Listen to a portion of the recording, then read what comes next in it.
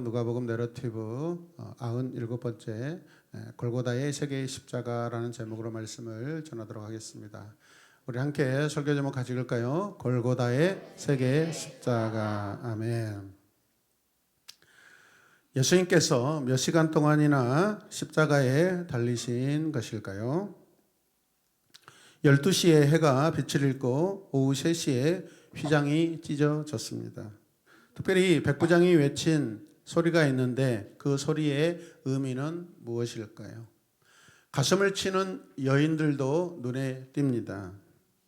세상 사람들에게 버림받고 아버지도 그를 십자가에 버렸기에 침묵하시는 동안에 주님이 겪었던 버림받음이 얼마나 처절한지. 인간의 죄란 이처럼 크고 고통스럽습니다. 그러나 끝까지 이기시고 아버지 손에 영혼을 부탁하시는 주님을 우리는 볼 수 있습니다. 할렐루야. 범브란트라는 목사님이 계십니다. 감옥에서 많은 설교를 작성한 분으로 유명합니다. 그처럼 많은 설교를 만들었어도 그에게는 설교할 사람이 없었습니다. 왜죠? 그래서 하나님을 향하여 설교를 했다고 합니다. 아마도 하나님께 설교한 유일한 사람이 아닌가 생각됩니다. 그 설교 중에 불공평한 하나님의 법이란 설교가 있습니다. 어떤 설교예요? 불공평한 하나님의 법. 그는 이 설교 중에 이렇게 말을 합니다. 창세기 2장 18절에 하나님은 사람이 혼자 있는 것이 좋지 않다고 하셨습니다. 맞죠?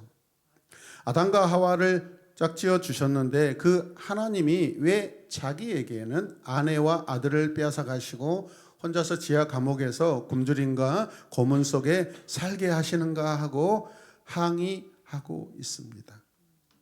또 마태복음 5장 45절에는 하나님은 악한 사람에게나 선한 사람에게나 똑같이 일반 은총으로 햇빛을 주신다라고 약속하셨습니다.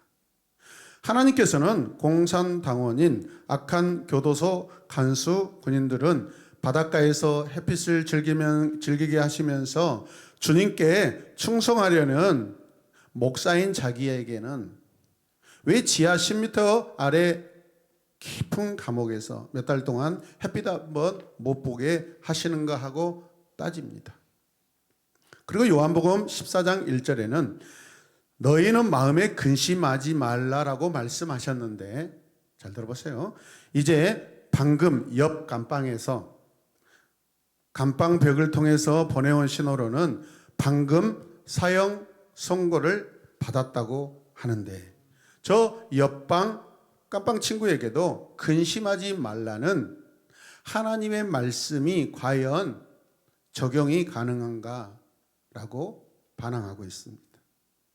범브란트 목사는 이 밖에도 더 많은 이유로 하나님께 반항하고 따지다가 어느 날 언뜻 주님의 십자가를 마주하게 됩니다. 하나님께서 사람들을 사랑하는 상사병에 걸려 사랑 때문에 인간이 되시고 이 세상에 오셔서 갖은 고난을 다 겪으시고 끝내는 십자가에 죽으셨는데 이것이야말로 불공평한 일 중에 불공평한 일이라는 사실을 깨닫게 되었습니다. 우리 함께 고백합시다. 나에게는 불공평한 일이지만 하나님께는 공평한 일이다. 네.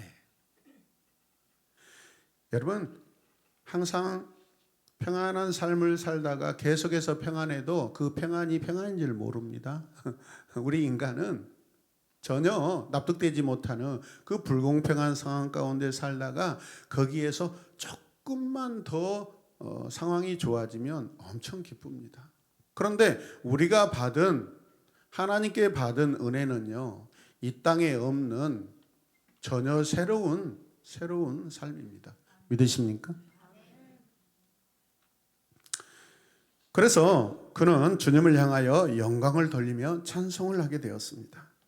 우리 함께 고백하겠습니다. 주님은 저와 같이 있습니다. 주님은 태양도 없이 저를 버려두셨던 것도 아닙니다.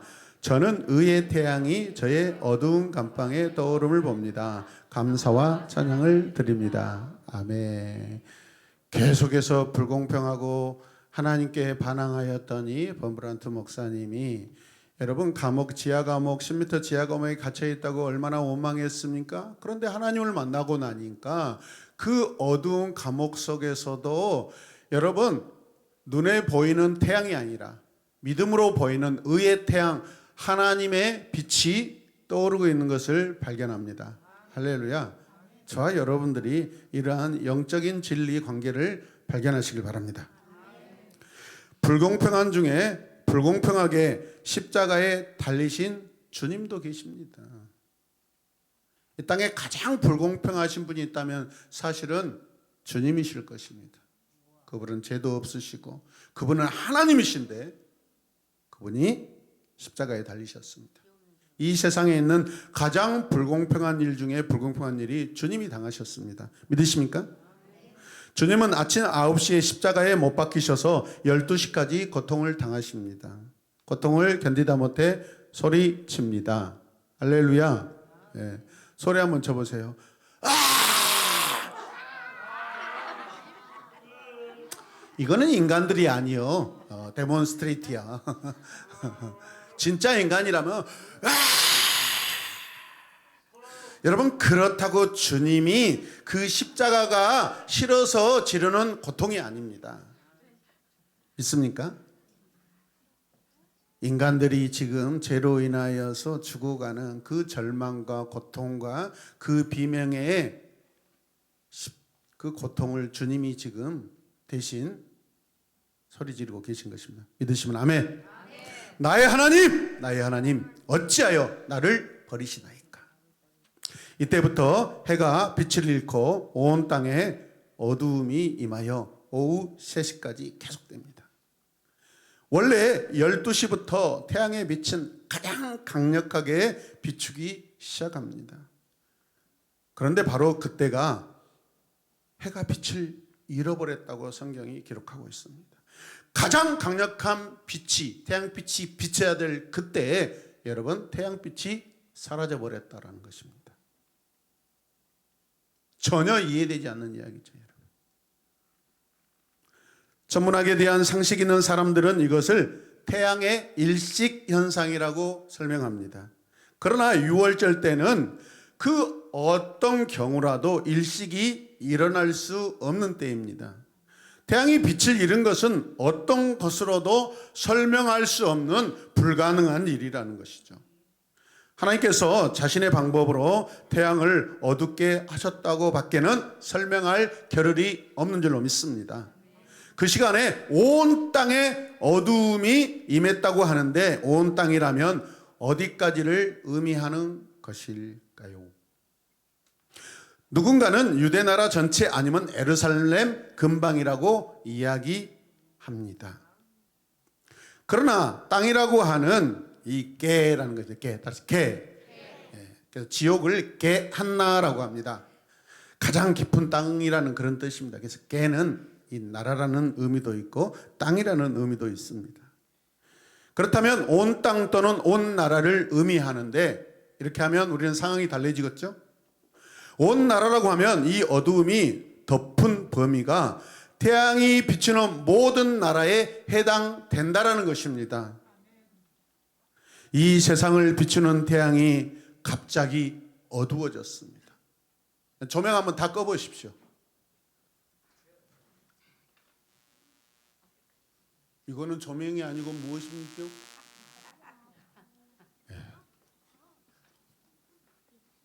할렐루야. 무섭죠? 켜주십시오. 아마 여러분들이 혼자서 어느 공간에 불 다 꺼지고 있으면 굉장히 오줌 마렵고 똥 마려울 것입니다. 무서워서. 이 어두움은 무려 3시간 동안이나 계속되었습니다. 구약에도 태양이 멈추어 버렸던 사건이 있었죠. 맞습니까? 그 일을 누가 하셨다고 그러죠? 하나님이 하셨다고 합니다. 생각을 해보십시오. 왜 해가 빛을 잃었을까요? 찬송가 143장에서는 주 십자가 못 박힐 때 그 해도 빛 잃고 그 밝은 빛 가리워서 캄캄케 되었네라고 이 상황을 찬송시로 고백하고 있습니다.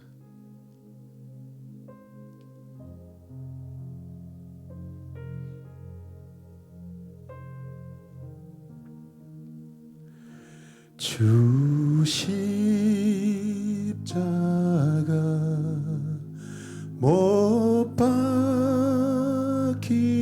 때 그 해도 빛 잃고 그 밝은 빛 가리워서 캄캄케 되었네. 우리 함께 찬송할까요? 주 십자가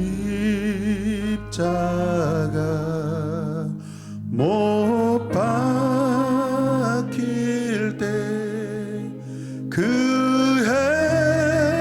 해도 빛 잃고 그 밝은 빛 가리워서 캄캄케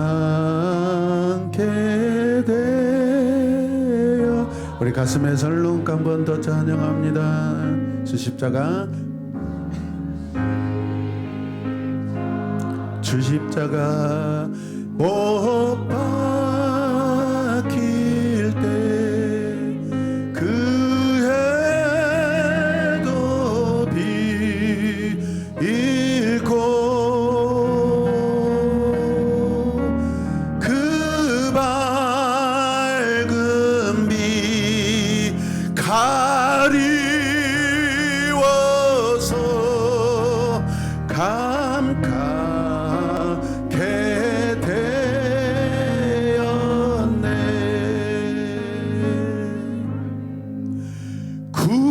구원케 되었네.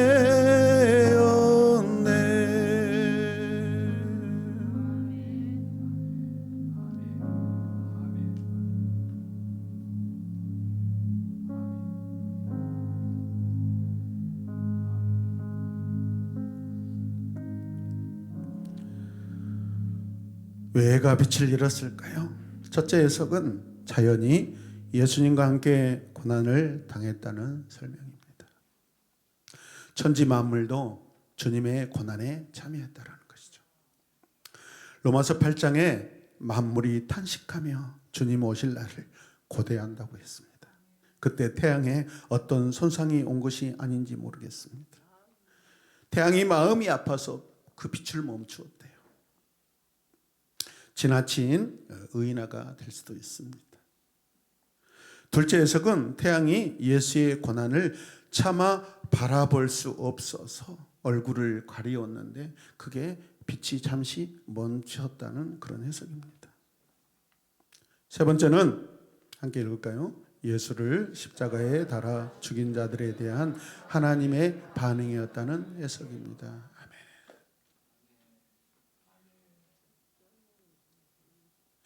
빛은 생명이라면 어두움은 사망이고 죽음입니다. 온 세상이 주님이 온 세상 모든 인류 온 창조 세계의 죽음을 의미하면서 반응했다는 것이죠. 그런데 신기합니다.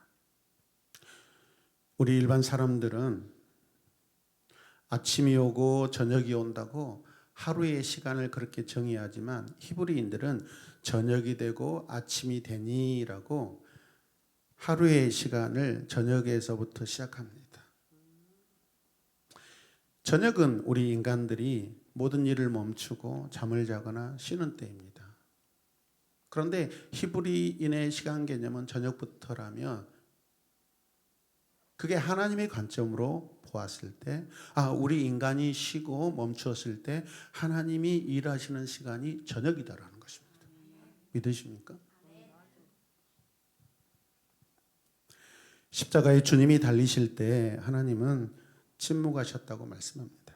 그러나 하나님께서 결코 침묵만 하고 계시지는 않았습니다.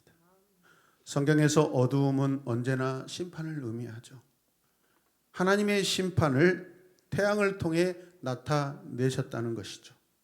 하나님은 태양빛을 일시적으로 빼앗아 버림으로써 너 멈춰! 하나님의 분노를 대신하십니다. 본래 사형틀로서 십자가는 2m 74cm 정도 된다고 합니다. 예수의 십자가가 좀 더 높았다고 해도 3m는 넘지 않았을 것입니다. 그렇다면 십자가 앞에 있던 사람들은 3m니까 충분히 사람들이 가까이서 시각으로 볼 수 있는 그러한 눈높이라는 것이죠. 예수가 십자가에서 하셨던 말씀을 그 앞에 서 있던 모든 사람들이 다 똑똑히 들을 수 있었다라는 것입니다. 주님의 얼굴도 정확하게 볼 수 있었던 것입니다. 우리 함께 말씀을 읽겠습니다. 백부장은 그 일어난 일을 보고 하나님께 영광을 돌리며 말하였다. 이 사람은 참으로 의로운 사람이었다. 아멘. 수많은 사람들이 십자가에 달리신 주님을 바라보았는데 백부장은 주님의 얼굴, 시선, 눈동자, 몸의 모든 감정의 그 움직임, 표현까지 다 보았다라는 것입니다. 왜일까요? 당시 가장 많은 사람들을 처형하고 가장 많은 사람들의 죽음을 보고 경험했던 사람은 누구일까요? 그렇죠. 그래서 어떤 사람의 죽음을 가장 합리적으로, 가장 다양한 각도로 보고 해석하고 객관적인 결단을 내릴 수 있는 사람이 누구라고요? 백부장입니다, 여러분. 참 신기하지 않습니까? 백부장은요, 사실 이 고백함으로 그는 예수의 사람이 되고 예수님을 믿는 사람으로 변화됩니다. 믿으십니까? 그래서 복음서에 가면 이 백부장의 종이 아프고 죽어갈 때 여러분, 주님 안 오셔도 됩니다. 주님이 이 자리에서 말씀하시면 내 아들 내 종이 낫겠습니다 하고 고백한 겁니다. 믿으시면 아멘. 그 저주의 십자가 아래서 사람들이 공포에 떨고 다 외면할 것 같은 그 상황에서도 그 한 사람 백부장은 예수님을 만나는, 제자들보다 더 빨리 예수님을 영접하는 그러한 일들이 지금 생겨나고 있습니다. 어둠과 사망의 그늘 아래서 하나님의 주권적인 은혜로 여러분 생명의 일이 일어나고 있다는 것을 믿으시길 바랍니다. 우리 하나님 그런 하나님이십니다. 죽은 자를 살리신 하나님이십니다. 예수께서 죄인이 아니며 보통 인간이 아니라는 사실을 증거한 사람이 백부장입니다. 죽음이 그 사람을 말해주죠. 죽으면 그 사람을 평가합니다.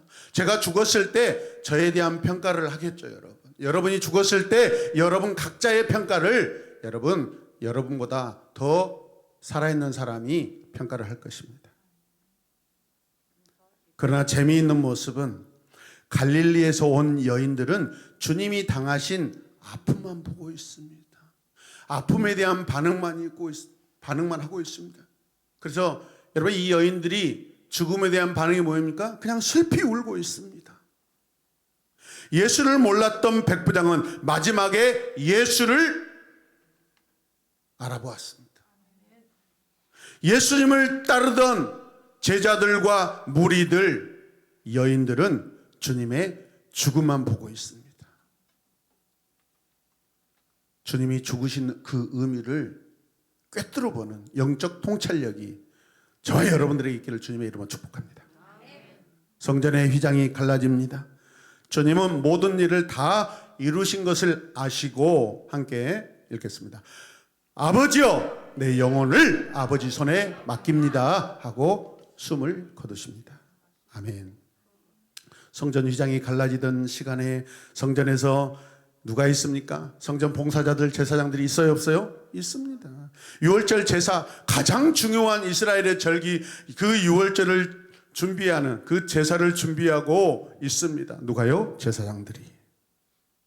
그 제사장들이 여러분 그 휘장이 갈라지는 것을 보았을까요? 안 보았을까요? 봅니다. 이건 상상의 이야기도 아니고 지어낸 이야기가 아니라 사람들이 직접 경험하고 목격한 일입니다. 팩트입니다. 믿으시면 아멘. 역사적인 사실입니다.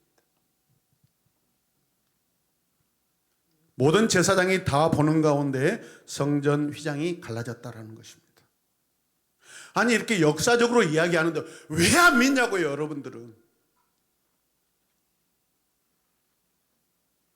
성전의 휘장이 갈라짐으로 주님은 약속된 모든 일을 다 하셨습니다. 내가 하나님 앞으로 나아갈 수 있는 길을 주님이 열어주셨습니다. 내가 하나님 앞으로 나아가기 위하여 짐승의 피를 가져올 필요가 없게 되었습니다. 할렐루야. 내가 이제 하나님 앞으로 나올 수 있습니다. 나는 하나님과 화목하게 되었습니다. 원수 관계가 다 사라지고 친구 관계로, 가족 관계로 변화되었습니다. 하나님과 화평을 누리며 살게 되었습니다. 믿으십니까? 함께 읽겠습니다. 나는 하나님께 기도할 수 있고 아멘. 나는 하나님의 사랑과 도우심을 받을 수 있습니다. 아멘. 한 번 더요. 그러나 딱 한 가지 조건이 있습니다. 주님의 십자가를 믿는 자만이 이 놀라운 은혜를 얻을 수 있습니다. 지난주 주님이 지신 십자가보다 더 무거운 것이 무엇이라겠죠? 모든 사람들의 조롱, 나의 배반, 제자들의 배반, 그냥 나무 십자가 200kg 정도 되는 그 무게가 아니라 온 인류의 죄짐, 조롱, 비난, 배반, 그 무거운 것들이 주님의 십자가에 얹혀져 있다고 우리는 말씀을 들었습니다. 기억나시는 분 아멘. 주님의 십자가에서 모든 사람의 죄를 용서하셨습니다. 모든 사람은 다 구원받을 수 있습니다.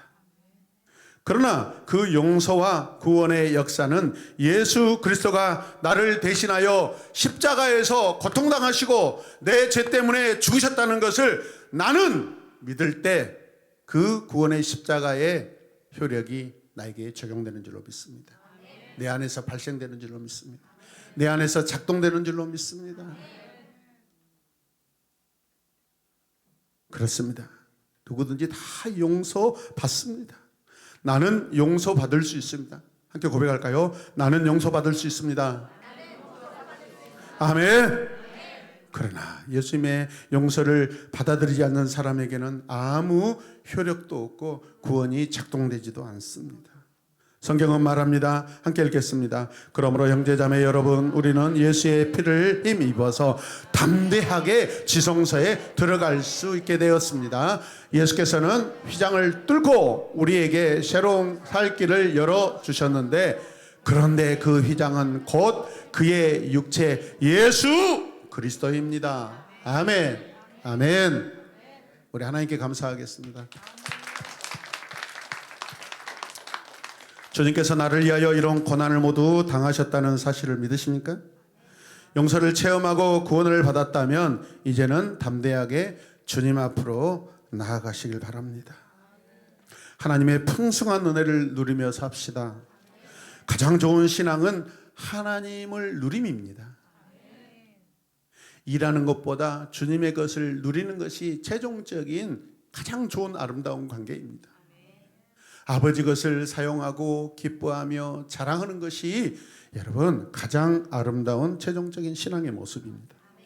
그렇게 살 때 나를 위하여 십자가를 지신 주님께서 가장 기뻐하신다는 것을 기억하시길 바랍니다. 요즘 크리스찬들이 일상에서 십자가에 대해 너무 침묵하고 있습니다.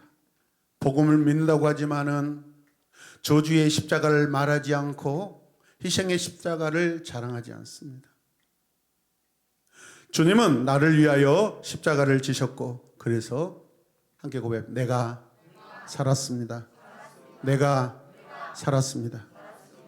이제는 내가 주님을 대신하여 주님의 십자가를 지고 주님의 일을 하게 되어야 할 것입니다. 그러므로 내 주변에 많은 사람이 살게 되어야 합니다. 내 이웃을 주님의 십자가로 살아가는 그 일을 저와 여러분들이 감당하시길 원합니다. 나를 통하여 주님을 만난 사람들이 또 주님의 십자가를 지고 그 사랑을 나누어 갈 때 거기에 생명이 계속해서 일어나는 줄로 믿습니다. 오늘 나는 주님의 고난과 구원의 놀라운 역사를 확신해야 합니다. 모든 사람에게 내가 받은 십자가를 나누어 주겠다고 결단합시다. 그리스도를 본받아라는 책을 쓴 토마스 아 캠푸스라는 사람은 십자가의 묵상, 특별히 주님의 손에 박혔던 그 못을 묵상하면서 이런 글을 적었습니다. 우리 함께 같이 읽겠습니다.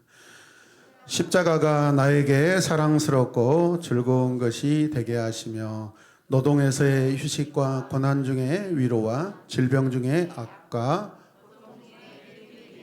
아멘. 십자가가 내게 의로운 곳에서의 방어, 군중 속에서의 안전, 어둠 속에서의 등불이 되게 하시며 낮의 기쁨과 밤의 찬양, 종기 권능 및 영광이 되게 하소서. 아멘. 그것이 나에게 멋지고 아름다운 십자가가 되게 하시며 고통 중의 달콤함, 질병에서의 건강, 사망의 고뇌에서 확고한 신앙, 영혼의 사별 시의 유일한 희망, 심판의 날의 지지자, 지옥으로부터의 보호자. 아멘. 나의 모든 형벌의 새 사면, 그리고 그 거룩한 천사들에 의해 나를 천국으로 운반시키는 도구가 되게 하소서. 아멘.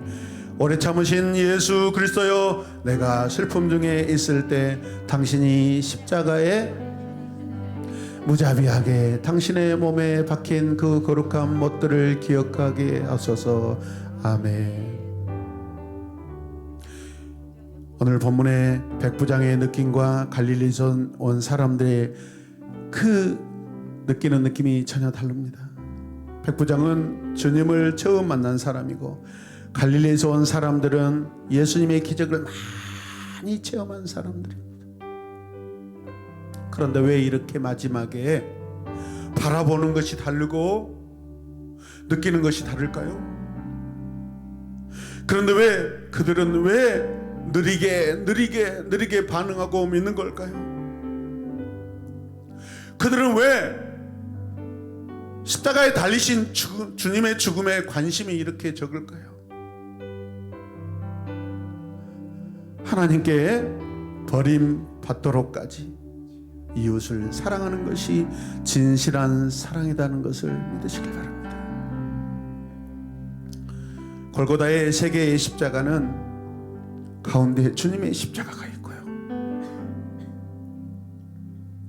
한편의 강도는 주님을 저주하면서 죽는, 자기 죄로 자기가 죽는 심판의 십자가입니다.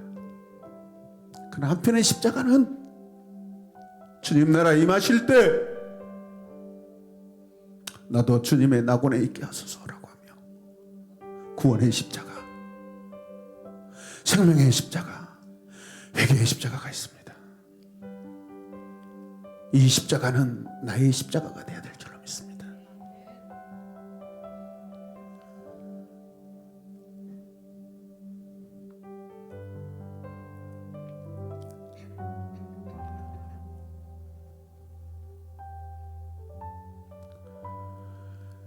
주님, 나는 갈보리 산에 세워진 그 세 개의 십자가를 바라볼 때 예수님의 십자가를 붙들고 내가 달려있는 죽음의 그 십자가에서 주님께 나를 하나님 나라로 인도해달라고, 그 죽음의 연장에서 살아남을 경험하는 한편의 강도와 같은 고백과 삶의 결단과 죄에 대한 회개가 내 십자가가 되게 하여 주시옵소서. 우리 함께 다 같이 기도하겠습니다. 주여,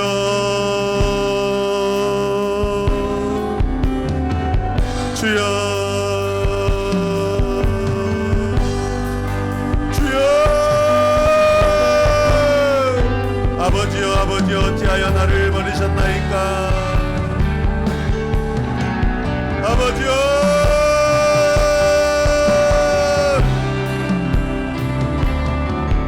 아버지여, 주님 나라 임하실 때 너도 주님의 낙원에 있게 하여 주시옵소서.